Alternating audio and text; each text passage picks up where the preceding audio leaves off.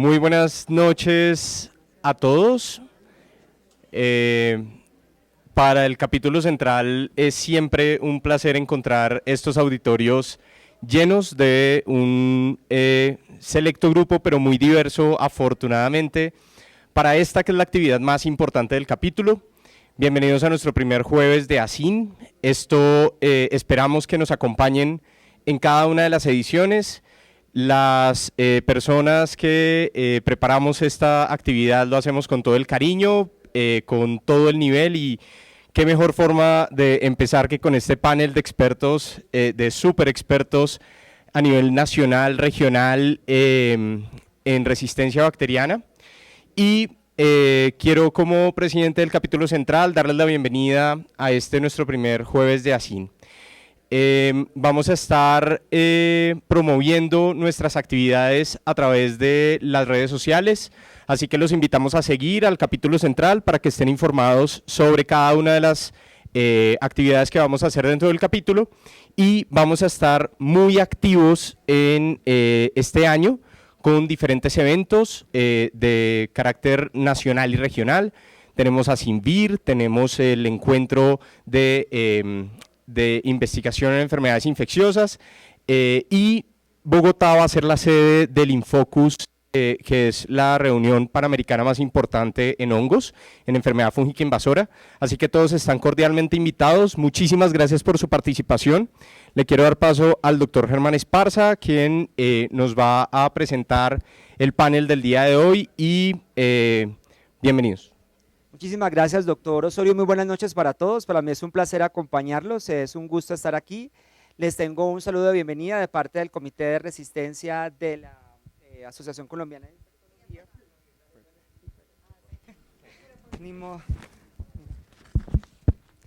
Entonces, muchas gracias y bienvenidos. Vamos a estar navegando alrededor de unos 40-45 minutos en un caso. Vamos a pasar luego a nuestro break y la muestra comercial, y luego regresamos para el caso de adultos. La resistencia a los antimicrobianos se extiende vertiginosamente como una plaga silenciosa y es una amenaza para la salud pública. En 2050 se prevé que las infecciones por bacterias multiresistentes sean la primera causa de muerte por delante del cáncer. La preocupación, concienciación y la divulgación científica y académica de este problema es mucho menor que su real magnitud.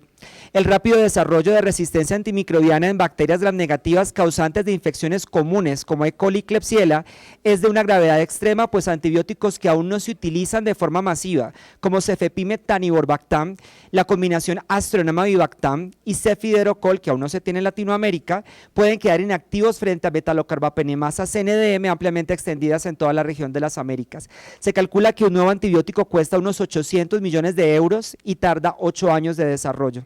El mundo aún no es consciente de lo que significaría perder a los antibióticos y el retroceso que impondría a los grandes avances de la medicina moderna. El abordaje de este fenómeno debe ser integral y multidisciplinario, en donde la educación es la base para el diseño de políticas y prácticas que generen cambios positivos, y este es un componente de las actividades misionales de la Asociación Colombiana de Infectología ASIN.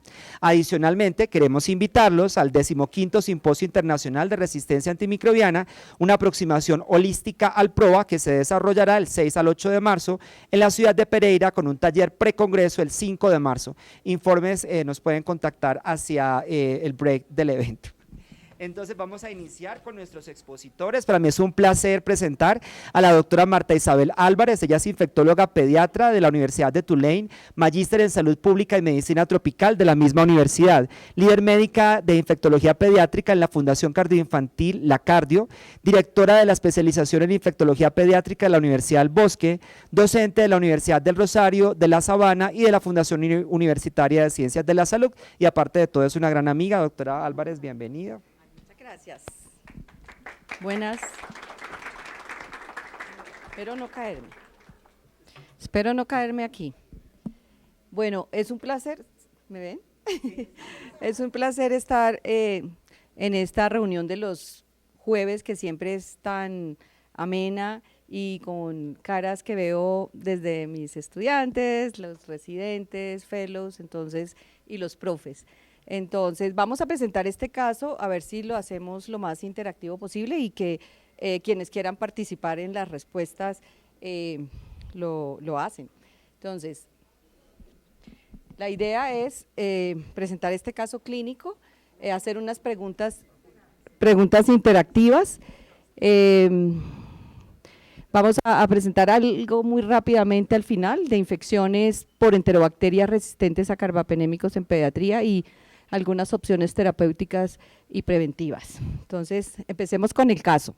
Este es un niño que teóricamente tiene 3 meses, pero con edad corregida de 40 semanas, entonces se imagina que era de 28 o 27 semanas de edad gestacional, un prematuro extremo masculino que llevaba bastantes 3 meses en la unidad de cuidado intensivo. Nuestra unidad de cuidado intensivo es una unidad de referencia donde solo recibimos, no tenemos salas de partos, es de alta complejidad.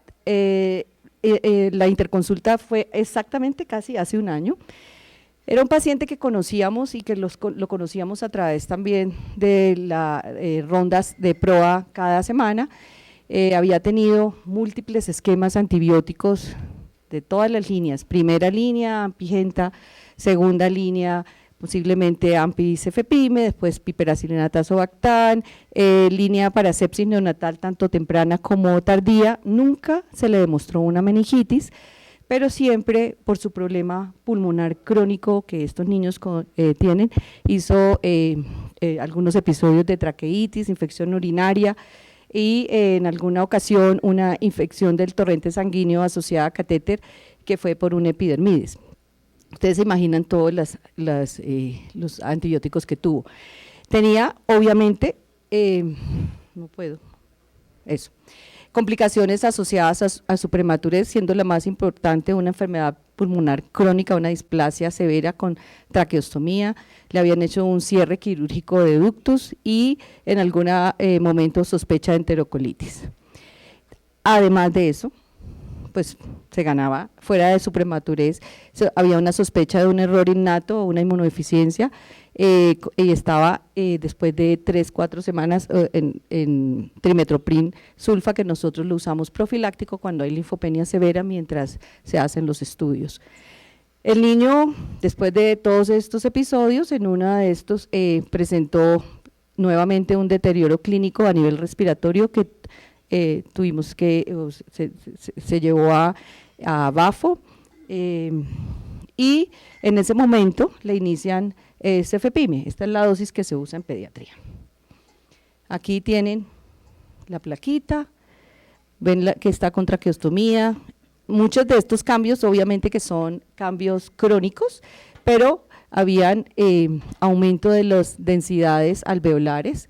Teníamos así como paraclínicos relevantes, una proteína C reactiva en 4 miligramos por decilitro, que es positiva, una procalcitonina en zona gris, 1.5, bueno, la radiografía ya la mostramos, y dentro de los exámenes que se tomaron, pues estaba la secreción orotraqueal con un GRAM, que es del GRAM, con leucocitos de 20 a 25 por campos, y tenía tanto gram positivos cocos como bacilos gram negativos.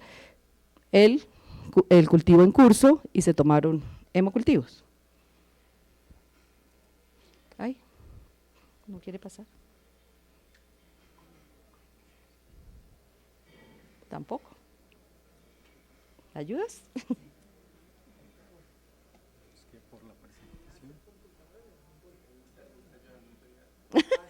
Eso es maravilloso. Trabajo en equipo.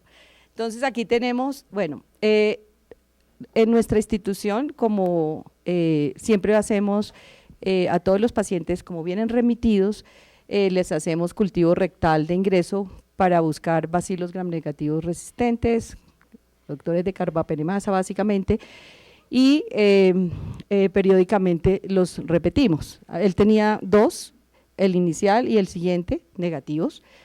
Curioso que todavía no, porque se estaba siguiendo. Y pues estos eran los aislamientos previos a nivel nasal, un estafilo aureus meticilino sensible, había un E. coli con fenotipo IRT en orina, un estafilo epidermidis en sangre que fue la ITS, y en algún momento tuvo microbiota o flora mixta en la secreción orotraqueal, que no, pues era colonizante. Los hemocultivos seguían en curso y se recibe, pues en ese, estábamos en proa y teníamos un paciente que venía de afuera, de otra unidad, que se le detectó desde que llegó colonización con Enterobacter cloacae ND. Entonces, aquí tenemos las preguntas, te las voy a leer y ustedes van a mirar ahora para contestar. Exacto. Entonces, en este momento tenemos este paciente, ¿ustedes qué recomendarían? ¿Revisarían la colonización rectal previa o reciente? Yo creo que se me fue al revés. ¿Solicitar prueba diagnóstica molecular? Por ejemplo, panel de neumonía. ¿Cambiar esquema antimicrobiano según los aislamientos previos? ¿Esperar resultado de cultivos en curso para ajustar terapia? Acuérdense que estaba con cefepime. Y revisar si hay casos de colonización en la unidad. Entonces, aquí vamos a… Yo creo que tienen que tomarla, quedó muy pequeño. ¿Quiénes revisarían la colonización rectal previa y reciente? ¿Es una sola respuesta o varias? Pueden ser varias, o alguien se lanza a decir yo quiero contestar varias y como quieran, ¿sí? Pues sería más bueno que viniera el aparato. ¿Quiénes revisarían la colonización? Creo que ya la revisamos, ¿no? ¿Alguno solicitaría la prueba molecular en este niño, panel de neumonía? ¿Cuántas manos? 1, 2, 3, 4, 5, 6, 7, 8, 9, 10. Bueno, por lo menos como 20. ¿Quién cambiaría el esquema antimicrobiano según los aislamientos previos? Yo les había dicho que había tenido de primera, segunda, tercera línea, pero la tercera línea realmente había sido hasta cefepime. Creo que en algún momento se usó con enterocolitis meropene, pero tiempo corto. Y ¿alguno solicitaría, esperaría los resultados? ¿Quiénes esperarían los resultados? Está malísimo, está bien malito, está bien, él siempre ha estado mal, o siempre había estado mal, pero ahí estaba, se puso mal, requirió bafo y pues tenía una reacción inflamatoria. ¿Esperaría alguno de ustedes o ninguno? No. Y bueno, pues yo creo que esta sí nos la contestamos antes, que es revisar si hay casos de bacilos gram negativos y nos había acabado de llegar. Entonces vamos a seguir. Este es bueno, nosotros hicimos, o en la unidad se hizo, se solicitó el panel de neumonía. Entonces quisiera que alguien de pronto nos leyera qué tenemos acá. Tenemos, aquí no quedó el número, pero es 10 a la 6 del complejo Enterobacter que fue detectado, y no COVID, no, NDM detectado, pero también se detectó un estafilococo aureus, acuérdense que él estaba colonizado y era un sensible. Vamos a ver, no hay nada más, no hay COVID, no hay nada más ahí. Bueno, yo creo que eso ya está claro. Entonces, vamos con la pregunta. En este momento que ya ven este panel, ¿cambiaría el esquema alguno de ustedes basado, vamos a ver si no sirvió, basado en ese panel de neumonía? ¿Alguno más de 10? Más de 10. ¿No cambiarían la terapia hasta reporte del cultivo y el antibiograma? Ya lo tienen, ¿no? Casi. Tenemos leucocitos 20 a 25 por campo. ¿Cambiaría esquema solo si hay mayor deterioro clínico? Está malo. ¿Adicionarían cubrimiento para estafilo? ¿Qué le utilizaría, doctora María Virginia? Es sensible. Yo no soy pediatra, pero cuando uno tiene un niño que está tan deteriorado, tiene 2 gérmenes que son patógenos claramente, no le puedes apostar a uno solo. Usualmente tienes que cubrir estafilo, porque estafilo es uno de los gérmenes predilectos en pulmón que deterioran y causan, y este niño probablemente recibió antibióticos que no sabemos si lo cubría, pero es un estafilo sensible afortunadamente, entonces no haría uno nada hasta tener ya mayor certeza. Él estaba con trimetoprim, ¿no? Trimetopril le sirve al sensible y al resistente, pero 3 veces a la semana, ¿sí? ¿Le aumentarían la dosis? Yo creo que sí. Entonces, bueno, ¿alguien quiere discutir alguno sobre cambiaría hasta el reporte, cambiaría solo si hay mayor deterioro clínico o paraclínico? ¿Ustedes creen que digamos que los reactantes de fase aguda tienen que jugar un papel importante en esto, en la decisión? ¿Alguno quiere? ¿Alguno de los infectólogos que me ayude? Es un neonato inmunocomprometido, prematuro, complicado y que se puso mal a nivel respiratorio. En realidad lo que estamos discutiendo acá es, como siempre, si tiene el diagnóstico.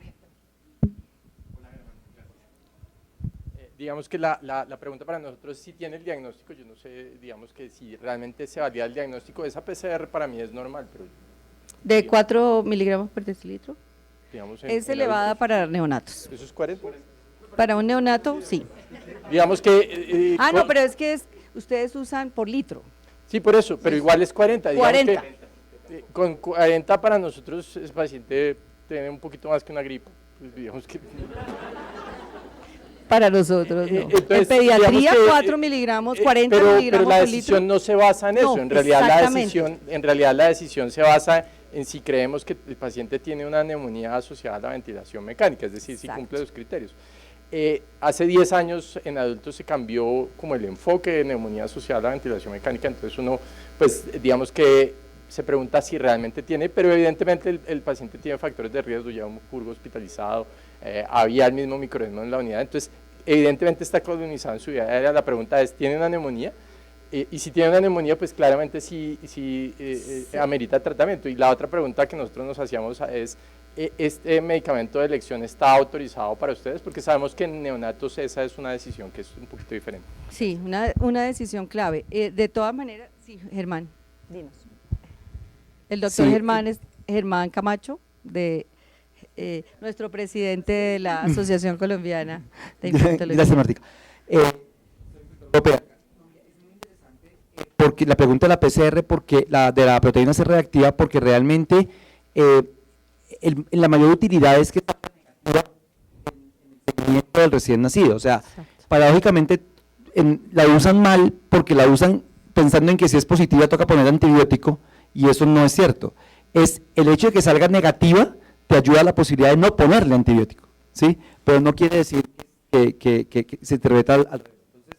Sí es una PCR positiva, pero realmente ese no nos definiría el manejo. O sea, con el niño crítico y con el manejo en la situación que está, el diagnóstico es clínico y paraclínico. Si pensamos que tiene una neumonía independiente del resultado de la PCR, pues toca pues arrancar con tratamiento. Desde el punto de vista clínico les aclaro que él no estaba en bafo y requirió la ventilación de alta frecuencia. Luego sí, no, y él sí se deterioró, digamos, desde el punto de vista de la estabilidad que llevaba y que hacía días que no estaba más o menos en su estado basal. Entonces, digamos que para hacer énfasis en que los reactantes de fase aguda ayudan, pero no definen nada. El punto es la parte clínica, el ver cómo estaba antes, cómo está ahora, y pues se pueden tomar decisiones. A ver, ay, perdón, casi me caigo.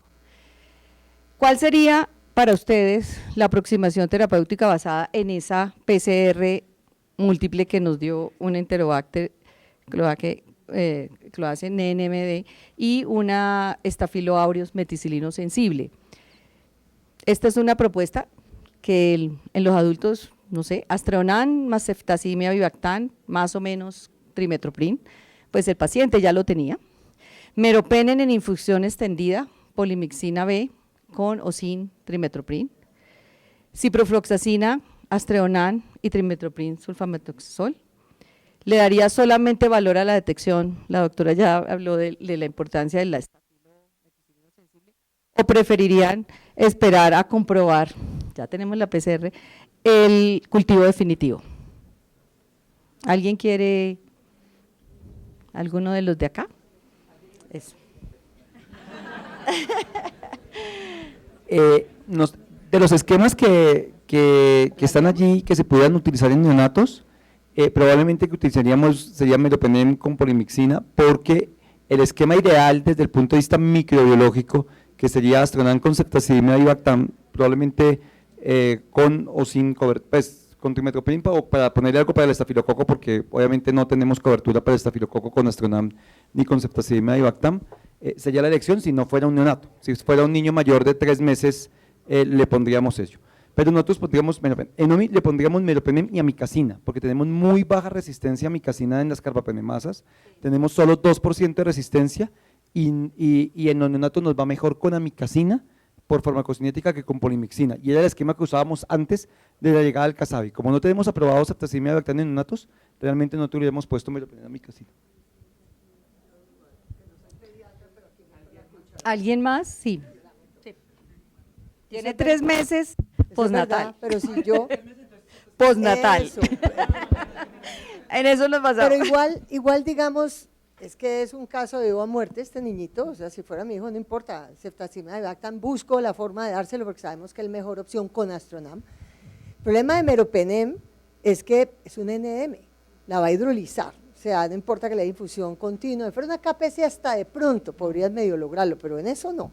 Polimixina, es dejar casi polimixina como monoterapia, entonces, y la toxicidad y todo lo que dijiste. De hecho, si no tiene una BLE, hasta el Astronam podría funcionar. Lo que pasa es que hay muy poquitos estudios en monoterapia con Astronam, pero teóricamente podría funcionar. ¿Qué le preocupa a uno? Es cierto, en lo que nosotros hemos visto de la red, la amicacina tiene una sensibilidad impresionante. Lo que pasa es que en los adultos nosotros nos da alergia a usar los aminoglicósidos, pero sabemos que en niños el problema es que es pulmón, tiene dificultades, pHs ácidos, etcétera. Pero en los niños probablemente no se presenta la toxicidad que sí se presenta en los adultos, y probablemente porque los niños están en crecimiento, renovando sus células, etcétera, etcétera. Puede ser la razón. Entonces sí, podría ser. Yo tengo una pregunta, bueno, primero lo de la amicacina y la gentamicina, tengan mucho cuidado, cuando los hospitales actualicen los puntos de corte, lo que va a pasar es que se van a aumentar la resistencia. Lo que están viendo son los puntos de corte viejos de 16 de amicacina, cuando bajen a 4 ya no va a ser tan sensible. Yo tengo una pregunta para Marta Álvarez, si es una metalo, no hay serin carbapenemasas, ¿por qué no Astronam solo? No, bueno, de lo que estuve revisando, Astronam solo como monoterapia no ha demostrado, a pesar de que lo han tratado de comparar, que da unos buenos resultados. La combinación con el ceftazidime Bactam es que le da como una sinergia para digamos, para el control de este tipo de gérmenes. Pero Astronam no se recomienda solo, quizás en otro tipo, en una pseudomona que sea sensible, se podría usar, pero no. Listo, vamos a seguir porque, listo. Aquí tenemos el antibiograma. ¿Quién quiere? Ah, bueno. Hola, ¿qué tal? Quería hacer una pregunta. Con lo que dice la doctora, pues amicacina y polimixina es una opción, pero en adultos, por ejemplo, un problema grande es la penetración al pulmón. Aminoglucosis y polimixinas no llegan y pues es más tóxico que lo que llega. La pregunta es, en este caso, ¿ustedes consideran usar antibióticos inhalados, nebulizados por vía aérea? Que hay datos en adultos de amicacina, polimixinas, y a veces no es lo que da esa opción. No sé ustedes cómo lo manejan. No en neonatos, los usamos en fibrosis quística específicamente y es tobramicina. Yo sé de algún paciente que se tuvo que importar Astronam nebulizado, que sí existe, pero pues tuvo que ser pedido especial. Pero en neonatos nosotros no tenemos experiencia ni he visto nada en la literatura relacionado con el uso de nebulizado inhalado. No. Juan Francisco.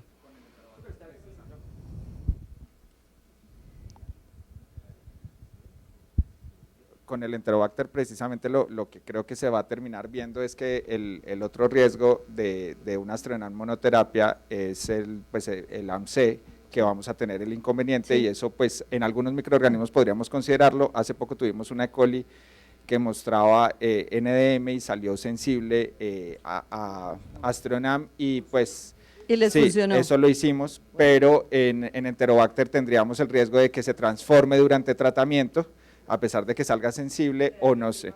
Sí, entonces que se quede reprima. Interesante, interesante. Doctor Roncancio. La verdad es que cuando uno evalúa AMC y Astreonan, los estudios son de hace 30 años. Y cuando uno mira los estudios in vitro hace 30 años, Astreonan es el que menos desreprime. Sí.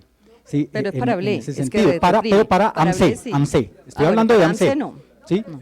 Estoy hablando de AMC. En Ble, claramente, Sí, y desreprime. la verdad es que también hay un punto, en ese sentido, si ustedes ven los estudios de hace 30 años de Astreonan, inducción de betalactamasas de espectro extendido, en realidad es mínimo, ¿sí? Es mínimo.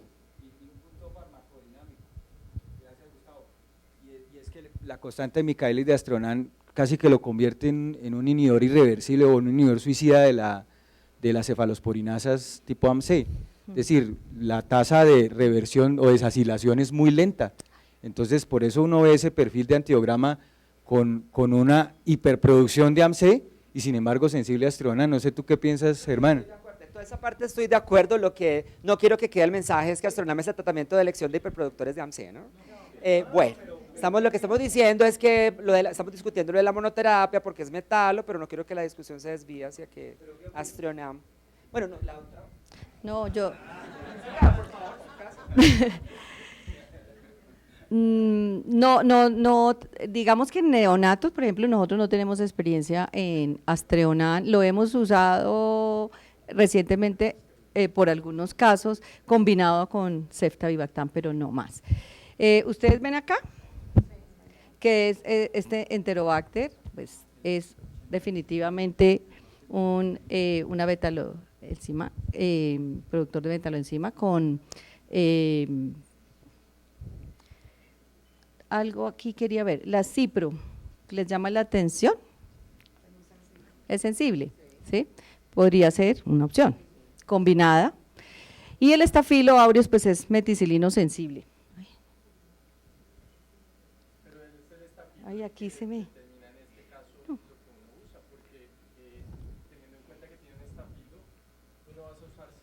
No, no se debe usar. Y Astreonam de nuevo no cubre Staphylococcus aureus, entonces digamos que en este caso lo que hace es que uno esté obligado a utilizar un medicamento Adicional, de acuerdo.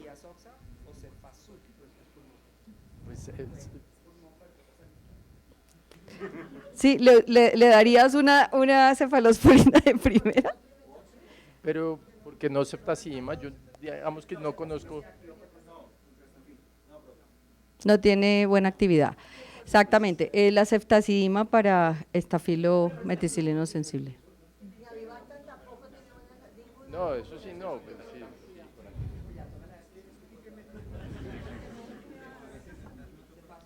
No, si le voy a adicionar otra cosa. ¿Por qué no el trimetroprina a dosis terapéuticas? Nosotros nos fuimos por ese lado. Y acordarse que la ciprofloxacina, cuando en experiencia en Italia, en hospitales donde se utilizaba mucha ciprofloxacina, la emergencia del Staphylo aureus meticilino resistente de origen hospitalario en los años 80, pues hizo que se preocupara mucho más por la presión sobre Staphylococcus aureus para volverse resistente, para hacerse resistente. Nosotros comentábamos que si le damos a dar valor al estafilococo, digamos el tratamiento de elección en un estafilococo meticilino sensible es oxacilina. Sí. Ese es el tratamiento de elección y que haría oxacilina Astronam ceftazidima Avibactam si dejamos terapia combinada, porque ni Astronam ni ceftazidima Avibactam tienen cobertura para estafilo. Trimetoprim puede ser una alternativa, es sensible, digamos lo usamos más frecuente en resistente, pero en pulmón tiene buena farmacocinética, pues probablemente pues es una buena alternativa. ¿Cambiaría si el estafilo está en sangre? Claro, ¿cierto? Porque el trimetoprim es más bacteriostático, entonces necesitaríamos un betalactámico en ese caso. Una pregunta, doctora. Sí. Teniendo ya el resultado del antibiograma con ceftazidima Avibactam resistente, ¿descalarían el ceftazidima Avibactam y dejarían el Astreonan como monoterapia junto con la oxacilina tal vez? ¿O lo mantendrían en combinación para potenciar el manejo del astronal? Es que precisamente el mecanismo, digamos la interpretación del antibiograma, sí, del antibiograma para las metaloenzimas es que vamos a ver resistencia al cefta-avibactam, pero sensibilidad al astreonán, y la combinación es sinergística para esta metaloenzima. Bueno, vamos a andar más rápido. Nosotros, ¿qué hicimos? Nos valimos de los 3 meses de edad, pero era prematuro, y le dimos manejo con ceftazidima, avibactam, astreonán. El reporte, pues, los hemocultivos fueron negativos, le pusimos la trimetroprina dosis terapéutica, con posterior otra vez a profiláctica. El paciente mejoró de su cuadro infeccioso, el aislamiento de contacto permanente pues se siguió, la investigación, tuvimos otros casos, sobre todo de colonización, pero otro caso y otro caso era un brote porque no teníamos casos en la unidad. Se hizo pues la nota de alerta de resistencia en la historia clínica. El paciente desafortunadamente posteriormente por todas sus comorbilidades falleció, pero no de la infección, afortunadamente. Entonces, yo creo que como el caso, vamos a ir más rapidito, el papel de la PCR múltiple en infecciones por bacilos gram negativos o por utilidad en la identificación más temprana, obviamente que sí. De pronto en pacientes muy, muy críticos, como puede ser este, o como pueden ser los de adultos de ustedes, el inicio temprano de terapia específica, si su condición es crítica, está en la unidad de cuantitativo, pues digamos que es válida, pero si el paciente de pronto está no tan crítico, se podría buscar combinaciones. Confirmación posterior, con resultado, esto fue lo que nos dio, y pues este paciente lo logramos sacar adelante de ese proceso. Esto es simplemente, creo que Germán se adelantó a decir un poquito de la importancia de la crisis que estamos viviendo, y esta es un editorial que aparece en enero de este año en el Clinical Infectious Diseases, donde esta primera parte nos muestra cómo era como la visión que hemos venido teniendo con el tiempo tradicionalmente, que una vez que se introduce un antibiótico le aparece su resistencia, ¿cierto? Y era como paulatino y posterior, pero recientemente, en los últimos 10, 15 años, hemos empezado a ver que antes de que aparezca la molécula, las moléculas se demoran hasta 10 años en estudiarse. Seguramente que ya se han expuesto muchos pacientes de los estudios clínicos y van apareciendo la resistencia anticipadamente. Entonces estamos en una crisis que nos toca pensar que el enfoque tiene que ser realmente integral y diferente. No, otra vez. No sé qué pasa. Esto simplemente para recordar los diferentes mecanismos de resistencia de los carbapenémicos.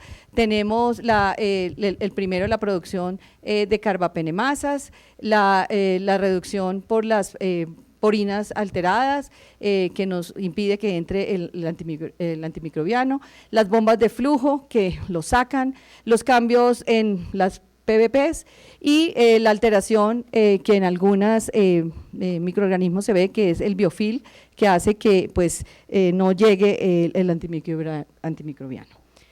Este es un estudio que quería mostrarles, es un estudio que se realizó en Brasil, es un estudio en una unidad neonatal parecida a la de nosotros, claro que estos son muchísimos pacientes, pero una unidad de referencia. Es un estudio de cohortes que hicieron entre el 2008 y el 2016, que quisieron investigar la asociación entre el uso de antimicrobianos de amplio espectro y el perfil de sensibilidad. Recogieron la información prospectivamente, criterios basados del CDC para las infecciones asociadas a cuidados de la salud, y tuvieron en ese periodo 2.751 neonatos con 60.000 aproximadamente días pacientes, y ellos trataron de calcular la tasa de uso, la tasa de resistencia por 1.000 días de uso de antimicrobiano de amplio espectro, y encontraron que en el primer periodo, que era del 2008 al 2013, tuvieron 1.3, y en el segundo periodo aumentó como 3 veces, 4.3 esa tasa. Estos son los microorganismos que ellos tenían y estos son solo infecciones asociadas a cuidado de salud. Lo que uno ve es que aquí, espera a ver si yo alcanzo a ver porque no veo. La Klebsiella pneumoniae fue la que más estuvo presente y aquí definitivamente tuvieron un brote y ellos dicen que sí, tuvieron. Esto era para mostrar cómo la resistencia iba aumentando. Después de un tiempo de usar antimicrobianos de amplio espectro, empezaron a usar antimicrobianos más selectivos. Entonces, para mostrar cómo aumentaba. Y definitivamente uso de antimicrobianos como los carbapenémicos, la combinación ampicilina-sulbactam y otros antimicrobianos también de amplio espectro, se vieron relacionados con el aumento de la resistencia y la Klebsiella pneumoniae para ellos fue la más importante, haciendo énfasis en la importancia de pronto de volvernos a ser menos amplios, en menos amplio espectro, o por lo menos empíricamente pensarlo antes de hacerlo. Esto es todo lo pediátrico. Este es otro estudio que es en Taiwán, que es un estudio para investigar las características clínicas en pacientes con bacteremias por estos mismos gérmenes y de 966 bacteremias tuvieron básicamente 38 pacientes con carbapenémicos resistentes y 431 con sensibles y los compararon para ver los factores y las características. Lo que más tuvieron de aislamientos fueron 42% de E. coli, Klebsiella pneumoniae 35% y Enterobacter 12%, pero la resistencia era al revés, aunque eran menos Enterobacter, eran más resistentes que el E. coli y la Klebsiella, que era la segunda. Y por grupos de edad, definitivamente, aquí nos preocupa porque el Enterobacter era más en los niños menores de 1 año, pero todas las edades pediátricas se ven afectadas. Esto también es para mostrar cómo los tipos de infecciones del torrente sanguíneo, infecciones urinarias, todas, digamos, en todas las edades pediátricas estaban, pero en el primer año de vida era supremamente importante las infecciones respiratorias y las infecciones del torrente sanguíneo. Ellos encontraron que pues, la bacteremia, lo que estaban buscando encontrar, que está el aumento de las enterobacteriáceas productoras de carbapenemasas o, resistentes a los carbapenémicos, está asociada en estas poblaciones de alto riesgo y que empieza a ser muy importante y empezaron a hacer su cambio en la aproximación a los pacientes. Voy a pasar esta más rapidito porque básicamente es lo mismo, pero como la mortalidad en otro estudio en China, la mortalidad mucho más relacionada con pacientes que tenían un tratamiento antimicrobiano inapropiado y pacientes que tenían choque séptico independiente de si eran neonatos o eran mayores del periodo neonatal. ¿Cómo es el manejo que debemos trabajar para que sea una decisión racional? Siempre tener en cuenta los aislamientos previos en los últimos 6 meses, la exposición a antimicrobianos previos, la epidemiología local, ajuste de la terapia de acuerdo pues, a lo que se encuentre y se establezca de sensibilidad y el análisis individual muchas veces es lo más importante de cada paciente con el papel del PROA. Estas son las diferentes opciones terapéuticas que se tienen, ustedes en adultos tienen prácticamente todas las opciones, nosotros las tenemos limitadas, pero podemos usar en pediatría Astreonan, la colistina, no la usamos tanto, ya no la usamos cuando no teníamos nada, polimixina la estuvimos usando también, ya usamos racionalmente, estamos tratando de que no se abuse, ceftazidima avibactam, tigecyclina solo para mayores de 7 años y fosfomicina la hemos utilizado especialmente en infecciones urinarias. Aquí es para que en pediatría siempre tenemos que tener que las dosis son diferentes a las de los adultos, en los neonatos sobre todo hay que tener en cuenta muchas variables y estar digamos teniendo en cuenta que para la dosificación las edades gestacional, los pesos son importantes. Para invitarlos al algoritmo que la doctora Pranita Tama nos ha, digamos, ilustrado, y de cómo nos podemos guiar por las MIC de meropenem para poder de una manera racional definir el uso de los antimicrobianos en pediatría. Como yo no tengo tiempo, me tocó correr, pero importancia de los PROAS, tanto en unidades neonatales como pediátricas como en adultos, para que no se abuse de los manejos empíricos, para que se seleccione y sobre todo ahora para que se acorte el tiempo de tratamiento, que cada vez se aleja más de lo que tradicional de los 7, 14, 21, no, es cada vez más corto, puede ser obviamente con las excepciones mejor. Entonces, para recordar que la resistencia en gram negativo es un problema en aumento, que no solo son carbapenemasas, hay otros mecanismos, y antes de iniciar una terapia antimicrobiana hay que pensarlo bien, seleccionar bien, y es un trabajo que también tiene que ser en equipo para que no nos quedemos sin nada de aquí en adelante. Entonces, creo que la importante era el caso clínico. Gracias. Muchas gracias. Entonces vamos a presentar al doctor Gustavo Roncancio. El doctor Gustavo Roncancio es médico internista e infectólogo en la Clínica Cardiovid de Medellín, es profesor de la especialización en enfermedades infecciosas de la Universidad Pontificia Bolivariana y es docente adscrito al programa de medicina interna de la Universidad CES. Es investigador del grupo Microba de la línea Epimol en la Escuela de Microbiología de la Universidad de Antioquia. Es miembro de la CIN Capítulo Antioquia, está aquí a motivo de préstamo para el Comité de Resistencia Antimicrobiana y forma parte de nuestro comité también y es fellow de la ITSA y aparte de todo es nuestro amigo, doctor Roncancio, bienvenido. Muchas gracias. Bueno, empecemos. A ver, nos vamos al otro lado. 65 años, una mujer, este caso ocurrió en la vida real, nos ocurrió hace un año también. Una mujer de 65 años, diabética, con infección urinaria a repetición, o sea que ha tomado muchos antibióticos. Y en este contexto resulta que yo trabajo en la Clínica Cardiovid, una clínica de las 2 o 3 que tienen ECMO en Medellín, y nos llaman pues a hacer ECMO móvil para rescatar pacientes en otras instituciones con programas o problemas de falla ventilatoria, falla circulatoria intratable. Y aquí entonces, a quienes admiro mucho, nuestros amigos intensivistas, cirujanos, se desplazan, van a la otra clínica, canulan allá al paciente y se lo traen en una ambulancia. Lo tuvimos mucho en COVID, pero lo seguimos viendo, y este paciente en particular hace un año teníamos una falla ventilatoria después de una neumonía adquirida en la comunidad. Llevaba en otra institución 16 días en ventilación mecánica y en la otra institución nos mandan la siguiente historia.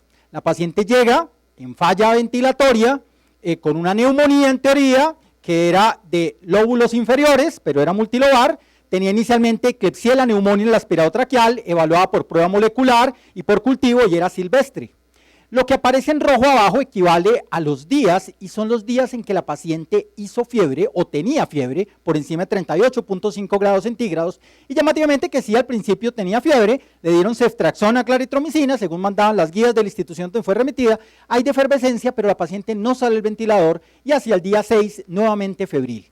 Ese día, quien está de turno, inicia piperacilina tazobactam más linezolid, basado también en los protocolos que tienen en dicha institución, y hacen un cultivo, llaman al neumólogo, le toman un lavado broncoalveolar y vemos una pseudomonas aeruginosa en lavado broncoalveolar con una MIC elevada para cefepime, una MIC elevada para ceftazidima, MIC elevada para ciprofloxacina, y imipenem y meropenem tienen sensibilidad, pues, entre comillas, adecuada, por decirlo así, y piperacilina tazobactam con una MIC de 64. La paciente se le inicia entonces en ese momento, porque seguía febril, meropenem 2 gramos IV cada 8 horas, dosis de carga en 30 minutos, después en infusión de 3 horas, empieza a dejar de tener fiebre a las 24, 48 horas, pero miren ustedes, después de 4 días de meropenem, la paciente vuelve a hacer fiebre. Le toman hemocultivos y nos aparece Candida albicans, que es sensible a fluconazol y micafungina, y pues le inician caspofungina. En ese entorno, lo que veíamos es que la paciente seguía febril, excepto el último día, cuando ya lo fue a traer y nos dijeron, no podemos manejar esta falla ventilatoria, necesitamos meterla en ECMO.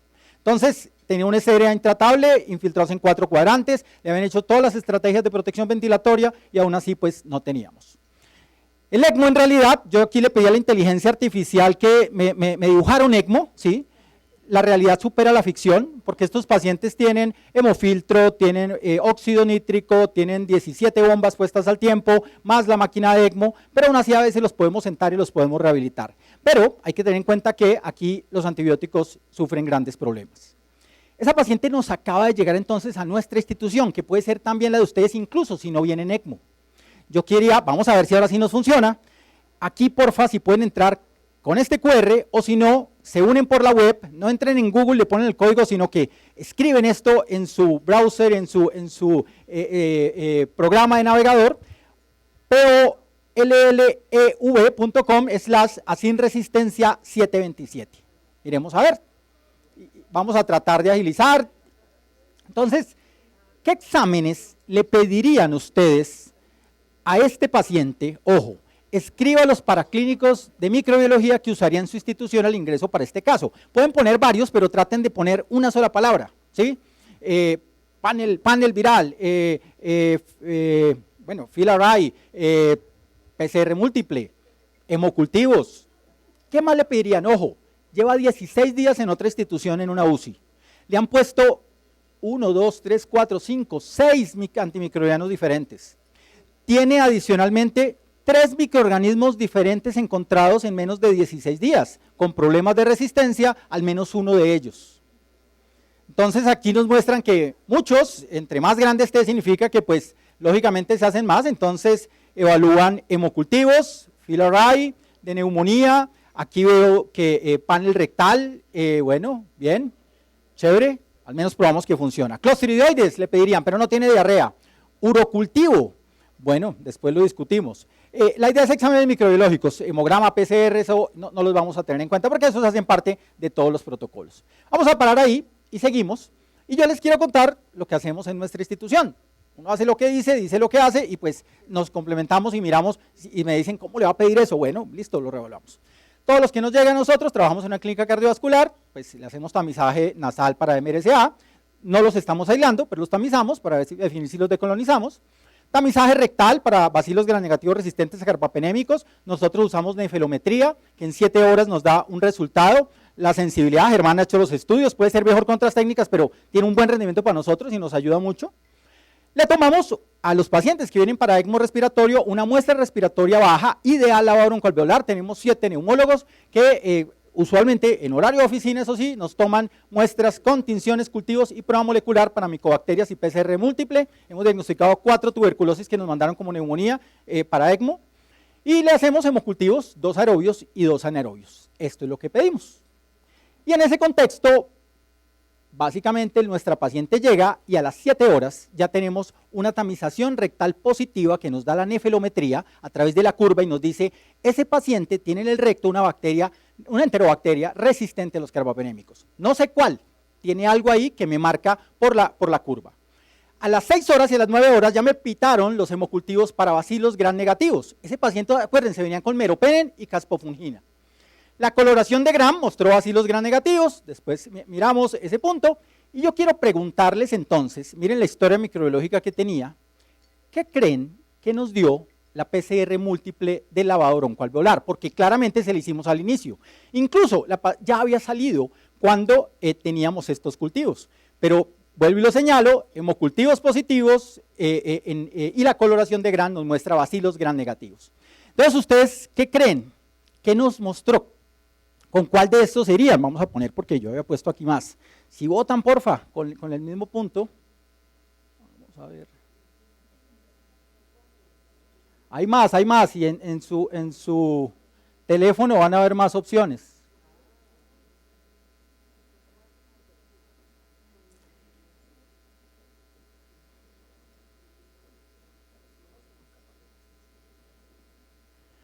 Pseudomonas aeruginosas sin enzimas de resistencia, nadie lo cree. Pseudomonas mismas KPC, uy, en 16 días se colonizó tan rápido, uy, bueno. Klebsiella pneumoniae KPC, Acinetobacter baumannii sin resistencia, Y nadie cree que la PCR va a dar negativa. Listo. Bueno. ¿Ha recibido antibióticos? Perfecto. Y era lo que uno esperaba, pero queríamos ver si había resistencia. Lo hacemos por protocolo y hemos tenido sorpresas.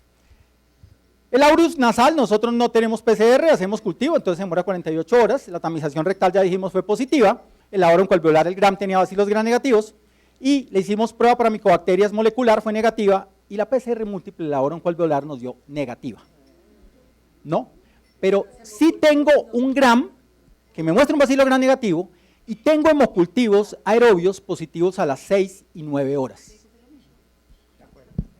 Bueno, entonces, bajo ese contexto, ojo con esto, tengo hemocultivos positivos para bacilos gram negativos, PCR múltiple en el lavado broncoalveolar negativa, tamización rectal positiva. ¿Le harían a los hemocultivos que acaban de pitar un panel molecular de sepsis? ¿En la muestra del hemocultivo positivo? Están haciendo ECMO, claro. ¿Alguien no se la haría con todo ese patrón, con todo eso que vemos? Bueno, creo que no hay dudas. Perfecto. Nos dio negativa. No está en el panel. Hola. Exacto. Y ese era el punto inicial, que en este caso me pareció importante tocarlo. Porque a las personas que vieron el paciente en ese momento decían, pero ¿eso cómo puede ser? Claro, acuérdense, la doctora nos mostró cuáles son los microorganismos que encontramos.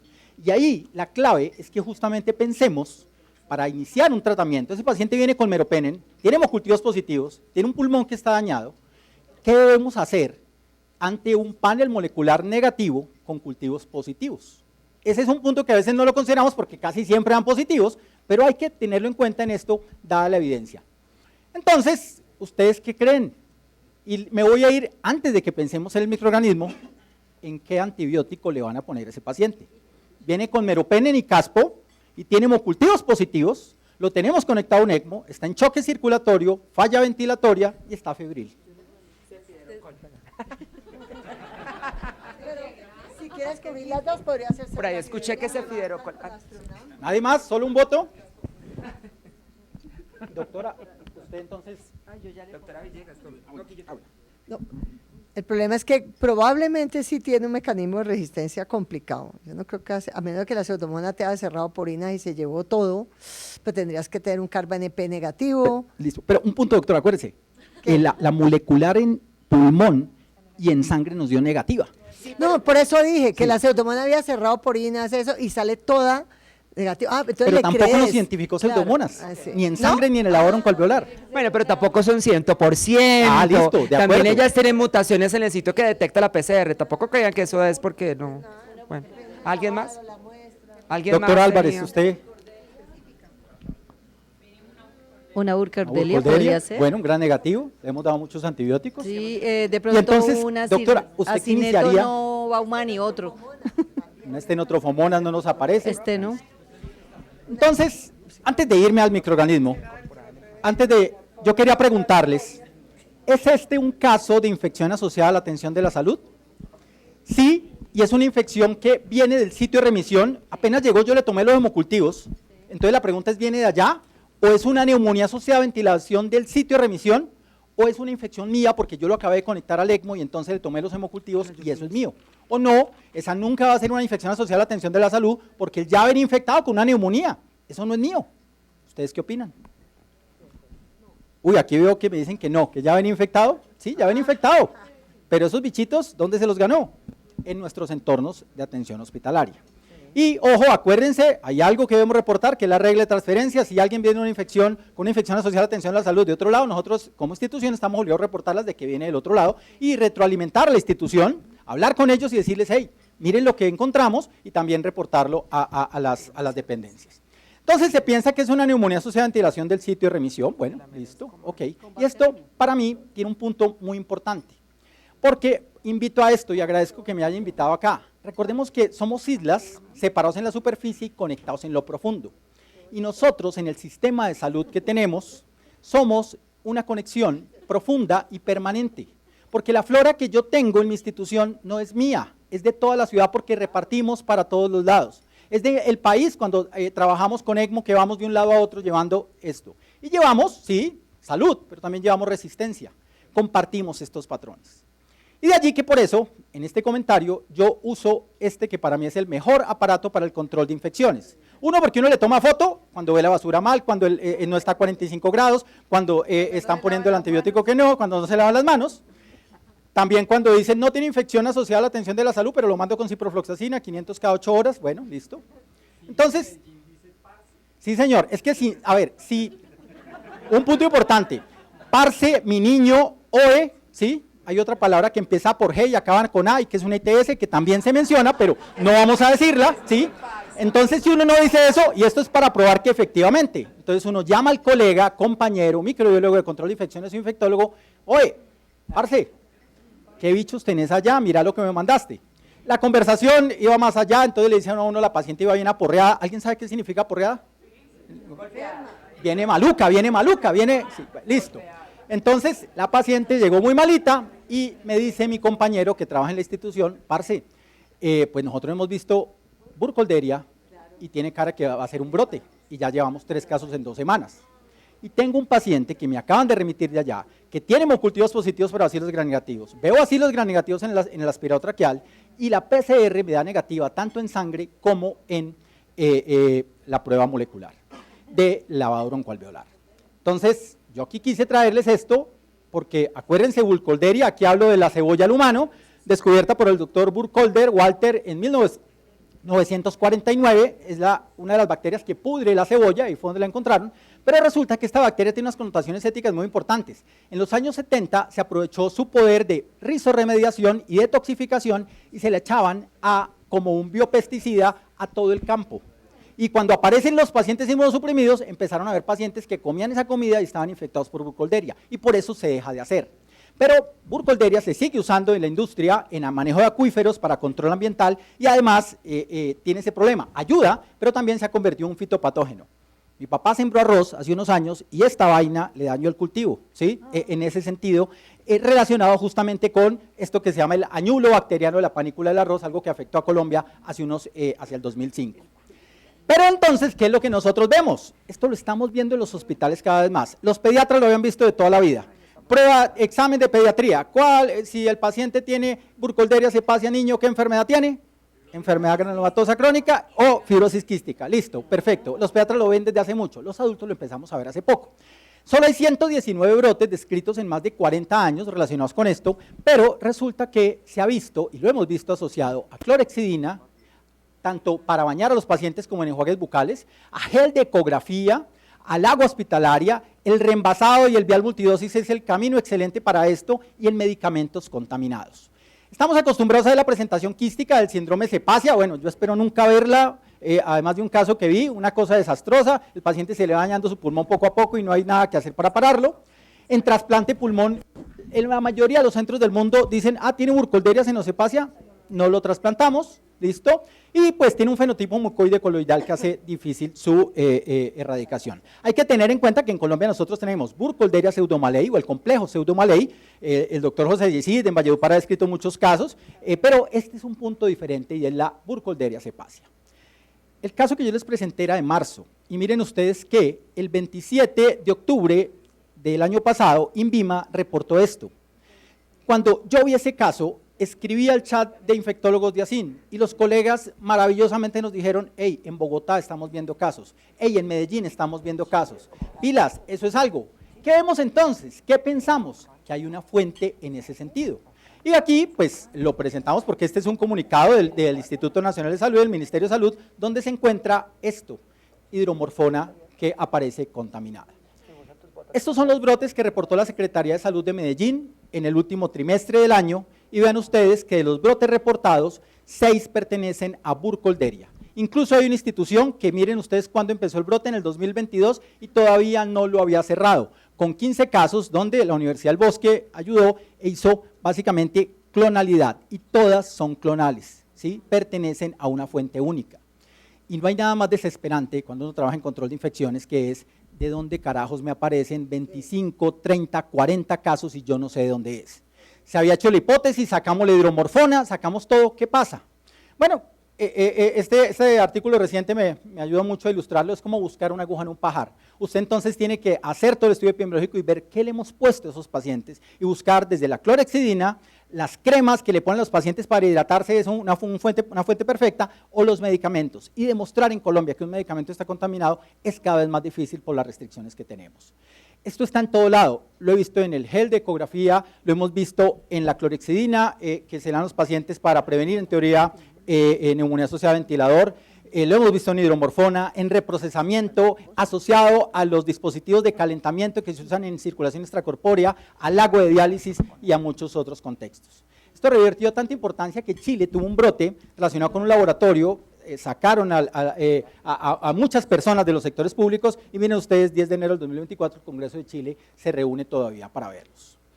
Burkholderia, una cosita sencilla, miren ustedes, ya habíamos mencionado, tenemos que es una beta-proteobacteria, pertenece entonces a los burkholderiales, donde está con Ralston y Pandoreae, pero acuérdense que las burkholderiáceas, la familia de las burkholderias son el complejo Malei, pseudomalei y el complejo Cepacia. Y ese complejo Cepacia ha tenido básicamente algo que lo llamamos los genomovares. ¿Qué es lo que pasa? Resulta que es casi imposible distinguirlos fenotípicamente. Hacia los años 90, 2000, lo único que podíamos hacer era distinguirlos a través de unas pruebas que no hacíamos en Colombia. Los que trabajamos en trasplante de pulmón y en fibrosis quística teníamos que mandar esto, nos ayudaban de afuera, porque básicamente miren ustedes, esas especies comparten genes y originan otras. Y eso originó lo que llamamos los genomovares. Y esos genomovares, para los que trabajamos en trasplante de pulmón, era muy necesario conocerlos. ¿Por qué? Porque si usted tenía genomovar 3, la mortalidad era del 95% si lo trasplantaba de pulmón. Entonces, para trasplante de pulmón en fibrosis quística, los trasplantamos. Para mí es el grupo que mejor le va. Pero si había senocepacia, se decía, no lo trasplante. Y muchas personas, desafortunadamente, no pudieron acceder a esto. En la actualidad, ya el genomovar no se usa. En teoría, el patrón de oro debe hacer la secuenciación del gen REC-A. Creo que no lo hacemos en Colombia, pero en Colombia sí tenemos Malditov que nos ayuda a evaluar esto. La genomovar 1 era la cepacia per se, la 2 la multivorans, ya el Malditov nos dice cuál es, entonces ya no necesito los genomovares en este contexto. Y un punto importante que para mí ha cambiado, y como infectólogo he ayudado a sacar a estos pacientes adelante, es que en realidad ya no es una contraindicación, ya tenemos moléculas que nos ayudan a sacarlos adelante, pero sí sabemos que cuando hay pacientes que llevamos a trasplante de pulmón con Burkholderia senocepacia, sí hay mayor mortalidad. Volvamos en un minuto a nuestro caso. Este paciente, hora 0 le tomamos cultivos, a la hora 7 teníamos hemocultivos positivos, el laboratorio oncoalveolar estaba en incubación, a la hora 9, es decir, las 9 de la noche, ese paciente llegó al mediodía, PCR en sangre negativa, que habíamos dejado en incubación, y entonces ya dijimos, hey, del sitio de remisión, mi compañero me está diciendo, tiene una Burkholderia cepacia y hemos tenido casos de resistencia a trimethoprim sulfamethoxazol. Entonces, en ese sentido, yo aquí quiero empezar diciendo esto. 1, debemos conocer no solo nuestra epidemiología de los hospitales, hay que conocer muy bien la epidemiología del medio que nos rodea y saber que si tenemos hallazgos en particular, nos comuniquemos. Yo siempre pienso, para tuberculosis, para resistencia, si nos comunicamos. En trasplante, cuando trabajamos, paciente que a los 8 días post trasplante me aparece con tuberculosis o está febril, llamo en donde está el hígado, donde está el riñón, donde está el pulmón, donde está el corazón y pregunto, ¿qué tienen ustedes? ¿Qué le están dando a esos pacientes para ver si el donante se los pasó? Hay que pensar epidemiológicamente y trabajar epidemiológicamente en este contexto, no somos islas, pero además debemos usar bien las pruebas y saber que si un filarray nos da negativo en sangre, en presencia de hemocultivos positivos, hay que pensar en ciertos microorganismos. Y un punto importante, claro, tenemos el antibiograma, pero la doctora nos lo mostró antes, ¿qué hacer en el manejo terapéutico? ¿Qué le voy a poner? Ese también es un reto grande, ¿sí? Porque nuestras guías van hacia los protocolos, hacia cuidar la resistencia, pero aquí, ¿qué hacemos en entorno de multiresistencia? Esto va más allá de cualquier guía y pues no vamos a tenerla. El mejor sitio que yo conozco para promover esos encuentros, para no ser islas, es este, ¿sí? Es el Encuentro Nacional de Investigación en Enfermedades Infecciosas y Latinoamericano.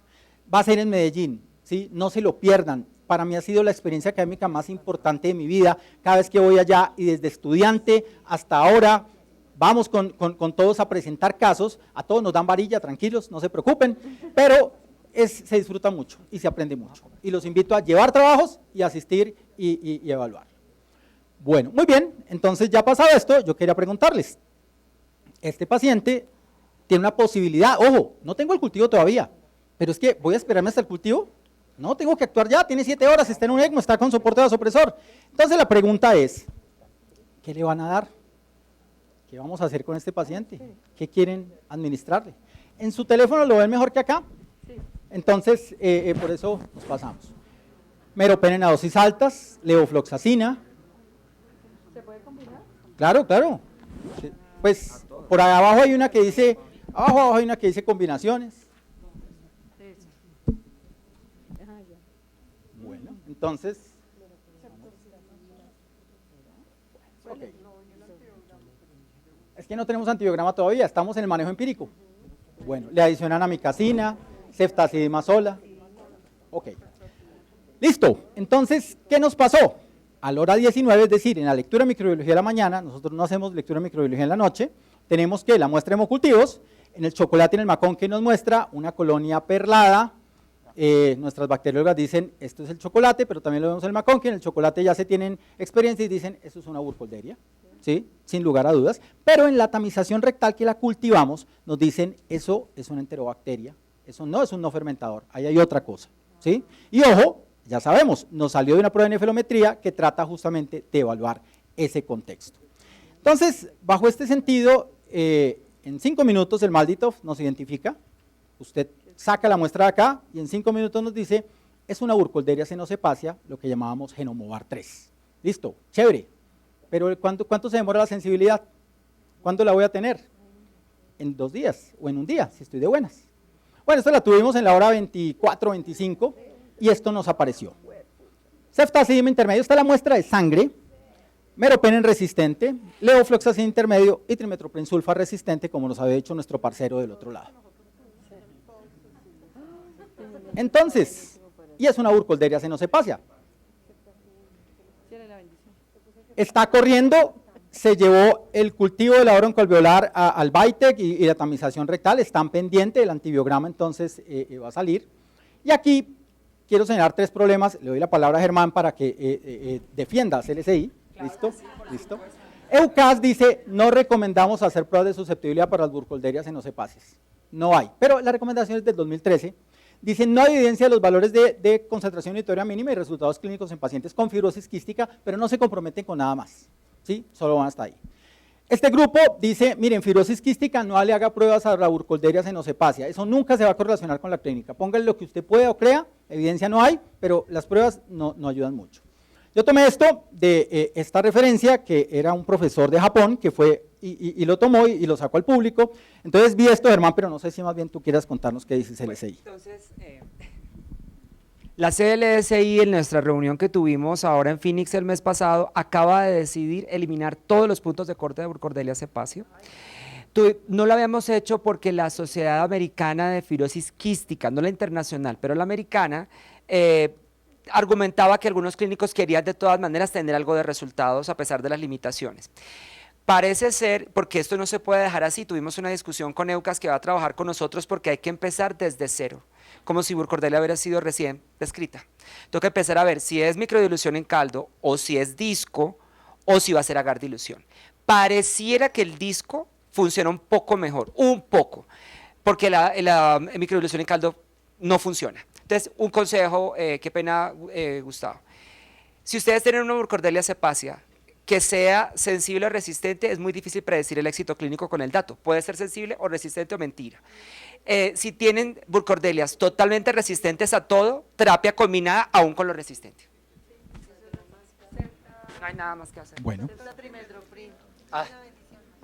Bueno, entonces, siga. antes de eso, un poquito de ciencia básica. Este es un grafiquito que yo hice con los mecanismos de resistencia, así se le enseño a mis residentes. Hay unos objetivos moleculares y puede haber 4, ustedes lo organizan como quieran. Este es el antibiograma. Entonces, lo ideal es que ustedes en su celular le pongan encima, poniéndole un puntico, ¿cuál creen que es el mecanismo de resistencia? Pueden ser varios, que tiene este aislado de burkholderia cepacia. ¿Sí? Le cogen el celular, póngale encima. Usted, si por ejemplo cree que es en la disminución de la acumulación, le pone ahí el dedito. A ver si nos da, si nos dio. Si creen que es en todos, entonces póngale en muchos. No, parece que no sirvió. Ah, sí, mire, sí sirve. Entonces aquí creen que básicamente es un problema de inactivación del antibiótico, saltos metabólicos por alteración de la hidrofolato reductasa, inactivación del antibiótico, enzimas, reducción de la acumulación celular. No, espere un poquito, pare, no mentiras. Uy, bueno, ok. Listo, entonces, ¿qué es lo que yo he podido determinar? Lo que he podido evaluar, y es que Burkholderia senocepacia en particular, pero el complejo, tiene los siguientes mecanismos de resistencia: genes de beta-lactamasas, muy identificados y tienen un tipo específico de carbapenemasa, que para Burkholderia pseudomallei es PEN-A, para Burkholderia cepacia el complejo es PEN-B, mezclada con AMC, ¿sí? Y es una carbapenemasa aparte de las otras que usualmente estamos acostumbrados a ver. Tenemos una discusión aquí. Cuando uno lee la literatura general, dicen, eso es PEN-A y AMC y una desregulación del AMD. Pero un grupo, o hay algunos grupos que dicen que estos microorganismos también poseen metalobeta-lactamasas, pero son muy poquitos los que lo dicen en la literatura, pero lo están publicando. Yo creo que ahí hay dudas y por eso lo puse así. Tienen bombas de flujo, alteración de la permeabilidad, mutación de la topoisomerasa para las quinolonas y modificación de la hidrofolato reductasa para el trimetoprim. Esta es una carbapenemasa diferente a la que estamos acostumbrados a ver. En teoría es una carbapenemasa del grupo A de la clasificación de Ambler, y en este sentido antes se decía que las Burkholderias cepacias tenían PEN-A y PEN-B, y ya se sabe que solo es PEN-B. Y también tienen PEN-A, pero no saben si eso tiene problemas de resistencia específico. Este es uno de los pocos estudios que hay en donde dicen que en neonatos con bacteremia por Burkholderia senocepacia ellos encontraron un 72% de resistencia a meropenem, y esos tenían New-Delhi metalobeta-lactamasa 1. Pero es en Pakistán y no sabemos si creerles o no en ese sentido, porque hay un solo reporte con 18 niños. Un mecanismo sí en particular que tiene este grupo enzimático son las bombas de flujo, las bombas de expulsión, y tienen todas las que ustedes quieran y se llevan, miren ustedes, a esto no les sirven los aminoglicósidos, ¿sí? Es un punto importante. Las quinolonas rápidamente se pueden ver afectadas en ciertos contextos, y digamos que bajo estos sentidos estas bombas de flujo además le permiten tener quorum sensing, formar biopelículas, quimiotaxis y demás. Este grafiquito me permite reunir a los betalactámicos. Miren ustedes, tienen permeabilidad reducida, PVP mutadas, betalactamasas, al trimetoprim, tetraciclina, ciertas quinolonas, alteración en porinas, bombas de flujo, al trimetoprim, muta la hidrofolato reductasa. No es la panacea el trimetoprim en estos contextos, nos ha ayudado y cuando es sensible nos ayuda, pero aquí el problema es que depende de la especie, puede haber mucha resistencia. Aminoglicósidos y polimixinas no le sirven a este microorganismo. Los argentinos del grupo de Posadas tienen una serie de fibrosis quística grande que me parece importante recopilarla, y ellos dicen, Burkholderia senocepacia, que es Genomovar 3, y la multivorans Genomovar 2 son las más frecuentes. Y vean que la sensibilidad cambia. Las multivorans son en general muy sensibles al trimetoprim, a la ceftazidima-sola, la sensibilidad es del 80%, pero vean ustedes lo que pasa con la senocepacia, en particular la vietnamensis. La sensibilidad a ceftazidima del 60%, a carbapenémicos del 30% y a trimetoprim, miren. Porque yo siempre que estoy con los recientes les digo no fermentador diferente a Cinetobacter y a Pseudomonas, que le da si todo el mundo dice trimetoprim, pero resulta que vean lo que sucede con complejos como este que son la senocepacia. Y los que hemos trabajado con fibrosis quística, los pediatras más que los adultos, saben que esto cambia en el sujeto, y usted lo vio ahorita sensible y en un mes es resistente, y después de pronto vuelve a ser sensible. Hay heterogeneidad dentro de estos procesos. Aquí desafortunadamente no se ve muy bien, esto lo tomo del libro de la edición Sanford, la edición, y pues lo que quise era tratar de mostrar, pero desafortunadamente no se ve muy bien, pero lo rojo es que no le sirve. Lo amarillo, entonces miren la mano de rojos de la Burkholderia. Lo amarillo es que de pronto podría servirle, pero como dice Germán, no sabemos. Lo verde, en teoría podría servirle más. ¿Qué es verde? Trimetoprim sulfa, cefirocol, ceftazidima y bactan, ¿sí? No tenemos otras opciones, y lo otro es mezcle, como dice Germán, con lo que pueda, con lo que quiera, con lo que tenga. El antibiograma entonces salió, y un punto además es que este paciente tenía una tamización rectal por un germen diferente, por un microorganismo diferente, y nos dio esto. Quiero hacer una publicidad, el doctor Esparza me ha enseñado, si usted muestra una carbapenemasa, de por Dios, no reporte la BLE. Y Germán tiene razón, he visto fallas terapéuticas donde a veces sale sensible a la micacina, sensible a astreonal en monoterapia, y entonces se lo dan en esos contextos, porque dicen, es que es BLE negativo. Ese punto importante para los laboratorios. Esto pues es una carbapenemasa, una NDM, que también pues traemos importada, Y en ese contexto, pues yo no sé si esto, las hemocultivos me dieron para Burkholderia senocepacia, en lavado broncoalveolar Burkholderia senocepacia, el origen básicamente viene de un brote, y aquí pues la pregunta era que tenía. Este paciente, entonces nosotros le dimos ceftazidima y Avibactam y la isoniaztreonal. La isoniaztreonal porque yo no sabía si el paciente me estaba haciendo traslocación y bacteremia secundaria a esto. Pero al revisar la evidencia hay muy poquita.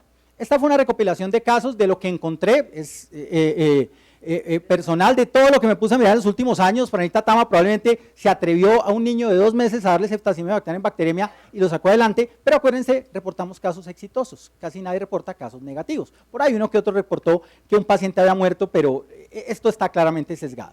Pero hay experiencia, hay series de casos y hay estudios in vitro que dicen que en presencia de trimmetoprim, si hay buena sensibilidad, este debería ser la elección, pero ceftazidima y Avibactam conserva una buena sensibilidad. Si darlo con Astreonan sí o no, les mostré el estudio de Pakistán que decía que en 18 casos 10 tenían NDM, difícil señalarlo, creo que no hay una evidencia contundente y la mayoría de los grupos dicen esto es una carbapenemasa de la clase A, de Ambler, y por lo tanto ceftazidima Avibactam podría servir en ese contexto. Mensaje final, Burkholderia es importante conocer el complejo, pero también la especie, y tenemos el Malditov que nos ayuda, el trimmetoprim no es infalible, es causa de brotes asociados y si usted tiene este microorganismo, vaya al agua que hay en medicamentos, que hay en las cremas que le ponemos al paciente, en la clorhexidina o en soluciones contaminadas. Poca evidencia en terapéutica, trimmetoprim sigue siendo probablemente la primera elección, pero si no, ceftazidima y Avibactam vemos que emerge como otra opción. Hay unos estudios, por ejemplo, de Mariana Castañeda, que hablaba que minociclina, nosotros no tenemos endovenosa, tenemos oral, es una buena elección con sensibilidad in vitro hasta el 80%. Ceftolozane tazobactam también está aprobado, y probablemente, como dice Germán, casos graves, combine con lo que pueda. Y combine con todo lo que usted vea de esto, ceftazidima y Avibactam más trimmetoprim, ceftazidima y Avibactam más quinolonas, las opciones que tenga. Por último, 2 puntos, está en ECMO, si está en hemofiltro, ojo con las dosis de estos medicamentos, no las bajen mucho, cada vez aprendemos más y sabemos que no. Hay un punto y es que ustedes son muy jóvenes, no les toca usar ceftazidima, ¿sí? A unos sí nos tocó usar ceftazidima, y aprendimos a usar ceftazidima solita, sin el Avibactam. ¿Cómo? En infusiones extendidas a dosis altas. Y este medicamento funcionaba muy bien, hace unos 20 años, para pseudomonas, y si lo vamos a usar, debemos usarlo a dosis altas. Pero, justamente se han reportado muchas fallas terapéuticas. Y lo último que quería mencionarlos es que trabajo en un grupo de fagos, y la verdad es que creemos que la esperanza para esto pueden ser los fagos. Ya empezamos a hacerlos en Colombia, esperemos que podamos tener una opción para nuestros pacientes. Les agradezco mucho. Muy amables, muchas gracias. Pero espérate un segundito para que el doctor Juan Pablo presente estos eventos. Muchísimas gracias y muchas gracias de verdad. Qué mejor forma de empezar nuestro año académico con este jueves de ASIN tan ilustrativo, tan fascinante desde el punto de vista de los casos clínicos y de la resistencia bacteriana. Nuevamente queremos invitarlos a que se vuelva costumbre tener este tipo de auditorios lleno. El próximo mes, el 21 de marzo, es nuestro jueves de ASIN. Nos corresponde al grupo de la Fundación Clínica Shayo y vamos a hablar de las guías de endocarditis infecciosa que hicieron cardiólogos europeos. 3 cosas que sí responde la guía, el doctor Gerson Arias, 3 cosas que no responde la guía, el doctor Edwin Silva, y 3 cosas que no se sabe o no responde en esta guía, así que todos están cordialmente invitados. Si tienen amigos cardiólogos, tráiganlos. La Sociedad Colombiana de Cardiología nos dio su aval, así que están todos cordialmente invitados para el próximo mes, y nuevamente nuestro primer evento, digamos, grande del año, para Bogotá, pero pues esto lo organiza SIN Nacional, es el Congreso Colombiano de Virología Clínica. Los esperamos el 30, el 31 y el 30 y el 31 de mayo y el 1 de junio. Así que todos cordialmente invitados, estén atentos a las redes sociales, por favor síganos en redes sociales para que no perdamos la comunicación. Nuevamente, muchísimas gracias a nuestros expertos, de verdad. Esta es la mejor forma de empezar un año académico con un jueves de ASIN así de interesante, invitados de otros capítulos. Muchísimas gracias a todos realmente por asistir y cordialmente invitados para nuestros próximos encuentros. Muchísimas gracias.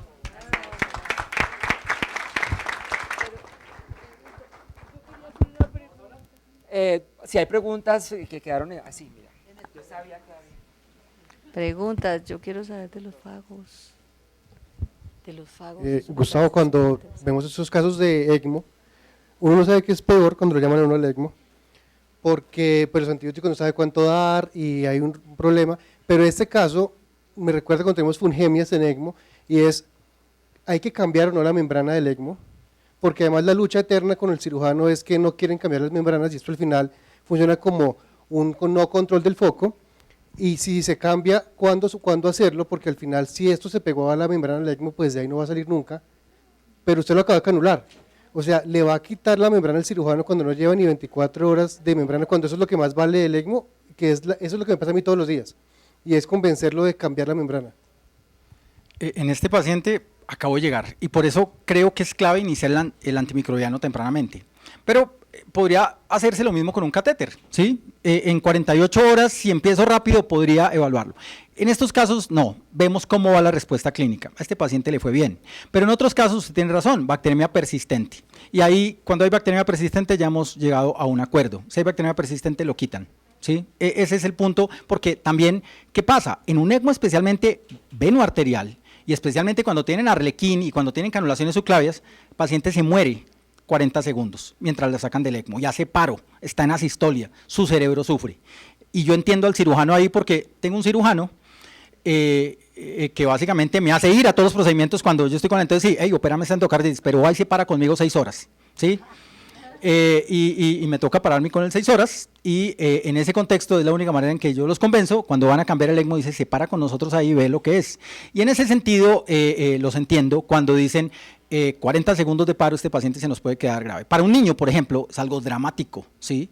Y en ese sentido lo que hemos llegado es que si persiste la bacteremia o la fungemia, sí lo cambiamos, si no, no. No solo por costos, por el riesgo que también implica cambiar un ECMO.